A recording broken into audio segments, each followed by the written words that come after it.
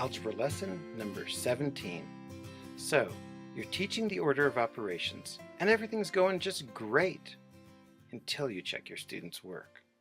Teacher, so why are you saying that 5x minus 2x is 3, just plain 3? Student, the x's cancel, don't they? I thought you said that the x's cancel when you subtract. Ah, good thing you brought the Excedrin. Teaching pre-algebra and algebra is not as easy as it might seem. So who is this guy talking to you? I'm Josh, a longtime teacher and tutor and creator of the Algebra Survival Program.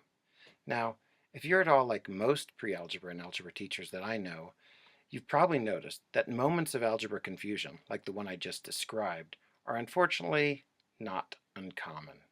Having witnessed these same kinds of moments in my teaching and tutoring, I've spent more time than I'd probably like to admit trying to develop ways to explain algebra that really work.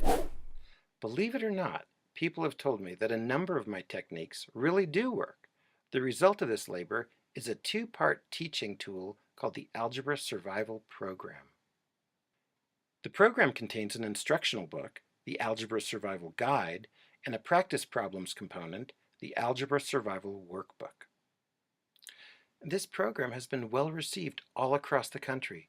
Schools, even districts, have used it for instruction, for teacher trainings, as a tutoring aid, for summer algebra camps, all sorts of ways. And I'm speaking to you because I believe this program can really be helpful in private schools like yours. So, begging your permission and brief time, I'd like to share 10 ways that this program could help your school and your teachers teach pre-algebra and algebra. First up, conversational text. Okay, you may not believe this, but it's true. Teachers have told us that the Algebra Survival Guide is a math book their students actually read. That's because the text uses conversational prose, humor, and cartoons. Since the guide is readable, students can learn just by reading it, and that frees up the teacher's time for other classroom activities, monitoring group work, doing assessments, helping struggling students, etc., which lets teachers do a better job of teaching. Number 2, scaffolding. You know how students often get overwhelmed while learning math? It's mostly because textbooks try to teach too much at one time. Having seen that as a tutor, I designed the guide so each page teaches one and only one concept. On this page, for example, students learn the single skill of finding the one pair of numbers for factoring quadratic trinomials.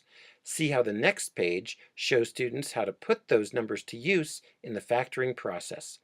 Kids really like learning algebra in this careful, step-by-small-step method known as scaffolding. Number 3, bye-bye lecture, hello dialogue. The guide is set up in a Q&A format. That way, students hear their own math questions echoed in the text, like this one.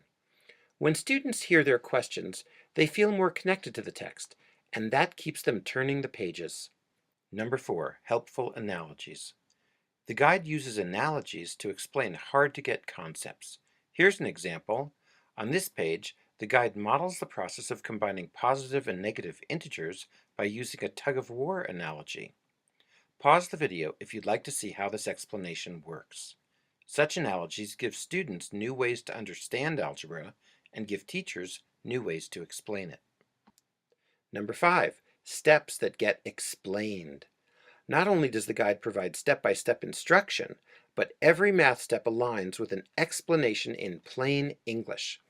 This juxtaposition of English right next to the math ends the exasperated student cries of, "Wait, how'd they do that?" Number 6, instant feedback. Excellent instruction is great, but we all know students also need to test their skills by practicing. The guide makes this easy by placing an immediate set of practice problems, a quick check, after each mini lesson with all answers provided. Number 7, comprehensive feedback. In addition to the short sets of practice problems, every section contains a final test, a target practice, to ensure deep understanding of all concepts covered. And for number 8, practice problems galore, there's the Algebra Survival Workbook, which provides thousands of additional practice problems, each set keyed to a specific lesson in the guide. Number 9, homework, quizzes, and tests. The workbook's problem sets can be used as homework assignments, quizzes, even tests, as each problem set has a percentage box for easy grading. And finally, teacher-friendly grading. All answers to workbook problem sets are conveniently displayed in boxes right next to the problems in the teacher's grading guide.